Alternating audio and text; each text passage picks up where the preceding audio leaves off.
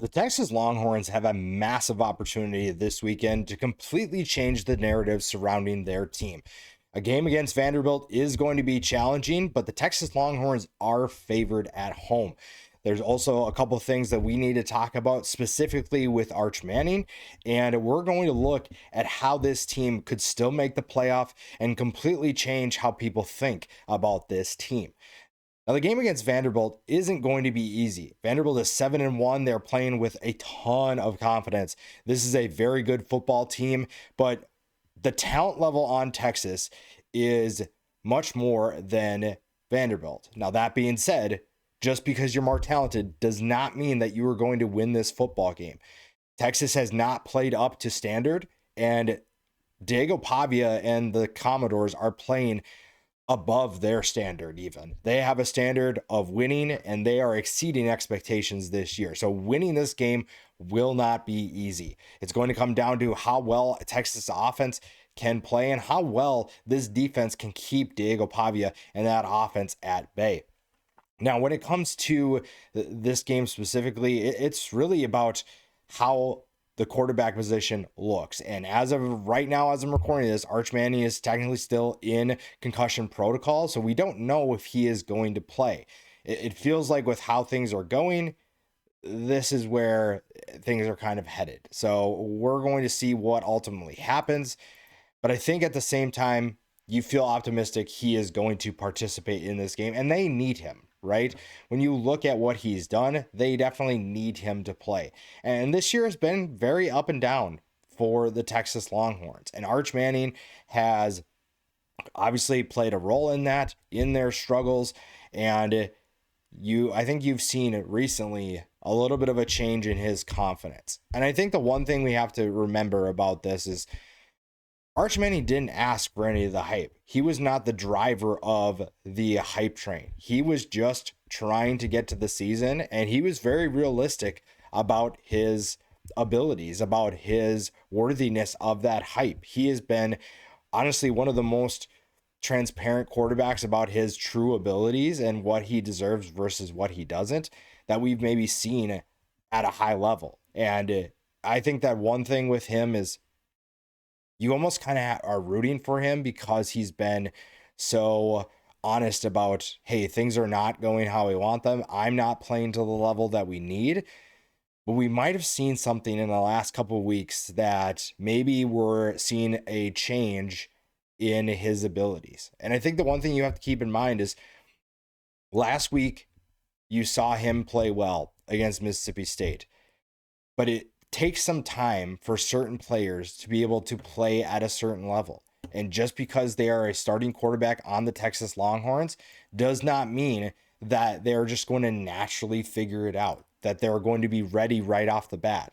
So when you look at what he's done so far, it was going to take him some time to get going.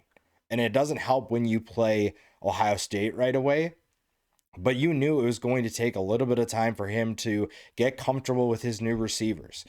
Now, the one thing you want to keep an eye on is last week, completed 63% of his passes, 346 yards, 3 touchdowns passing. He also added a rushing touchdown. Arch Manning is talented enough to bring Texas to the college football playoff. And while, yes, bringing Mississippi State to overtime doesn't necessarily drive a ton of confidence, especially after you're coming off an overtime win against a Kentucky team that you probably should have lost to. This is a team that has the ability to change the narrative, and Arch Manning holds the keys to help with that. And we've seen this team struggle offensively. We've also seen a defense that has played well enough to be able to keep them in games. And when you look at what Texas is doing defensively, there's only so much time that they can keep that up. There's only so much time where you are going to be able to continue playing at this level. You look at where they rank, for the most part, outside of passing defense, they're one of the best, or a top 25, for a lot of them, top 10 defense in the entire country.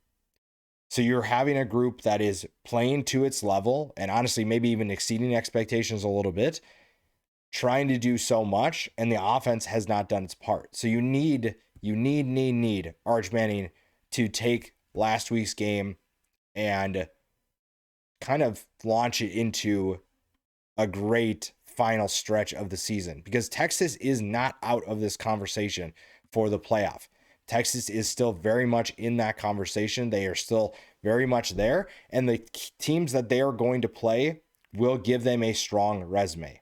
Right now, your best win is Oklahoma, and after that, you don't have a ton of strong wins. The loss to Ohio State was at the beginning of the year. It's closer than people expected, but it feels like those are two very different teams right now, and Texas has to prove that the team that lost by 7 to Ohio State is still a very good football team.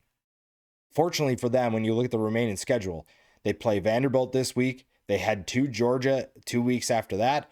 Arkansas doesn't really do anything, but that's going to be a tough test. And then Texas A&M.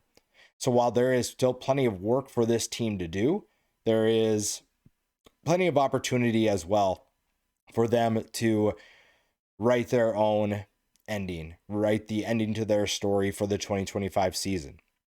And the two losses obviously are not great. The two losses do not help you in terms of margin for error, but with how college football is going this year, maybe you can afford one.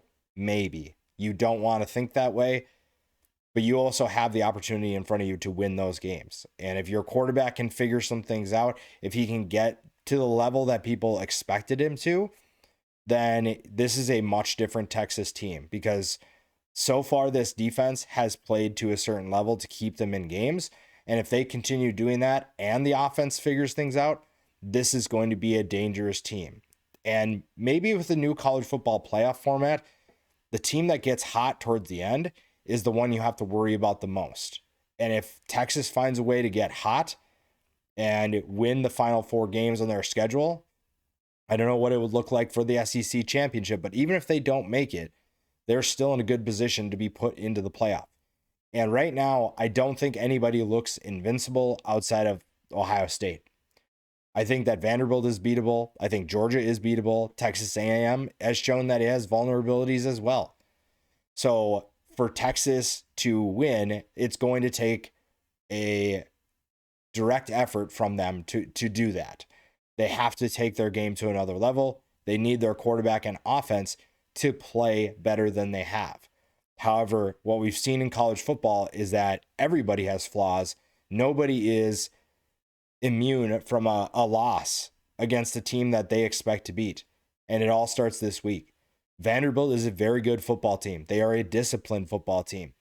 And while Texas maybe doesn't have the talent it once had, they have the ability to win this football game. There's a reason why they're favored, right? There's a reason why the books think that they are potentially going to win this game. And playing at home is a great way to do that. You just focus on this one too, because you have a couple weeks to figure out how to prepare for Georgia. So it's not like that's looming around the corner. You do not have to worry about looking ahead. You have plenty of time to figure out how to beat Vanderbilt. And after that, you will have time to figure out how to navigate the rest of the schedule. But this one is the most important. And Steve Sarkisian needs his team to focus on this one game and take things day by day to find ways to win this one. Now, if Arch Manning can't go, what does Matthew Caldwell look like? That is another question that we're not going to dive into, but that does drastically affect this game. So we'll keep an eye on what that looks like, what this means for Texas, and if they do find a way to win, does that narrative change enough where we're thinking about them in a completely different lens this year?